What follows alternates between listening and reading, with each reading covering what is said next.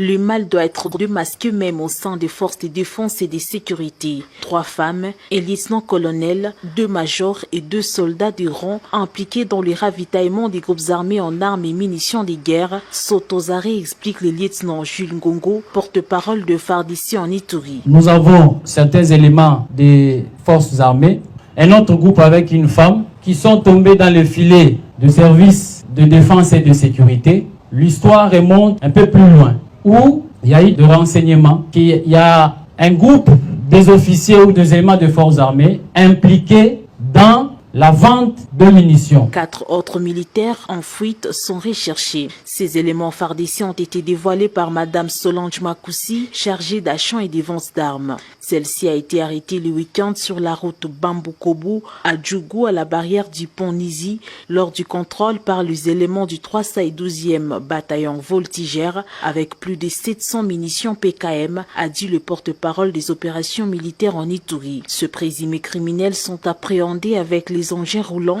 facilitant l'acheminement des munitions vers l'ennemi. Le gouverneur militaire, le lieutenant-général Luboya Kashamadjoni, a interpellé tout et chacun à cesser d'encourager le mal. Donc mettons-nous ensemble, combattons ce mal-là. On lui a même dit comment est-ce qu'il faut transporter les munitions. Et c'est comme ça qu'elle avait les munitions sur sa tête, jusqu'à ce que les militaires ont insisté. Elle s'est battue avec les militaires. Elle a donné l'argent aux militaires, les militaires ont refusé. Et hommage à ces militaires-là, vraiment. Grande félicitations, vraiment. Prenons-nous la main dans la main pour qu'on ait vraiment la paix. Le jour où nous, les Ituriens, nous allons dire ça s'arrête aujourd'hui, ça va s'arrêter aujourd'hui. Prenons-nous la main dans la main pour qu'on ait vraiment la paix. Je demande encore à cette population, je demande aussi aux leaders politiques, à tous ceux-là vraiment qui aiment le pays, aidez-nous.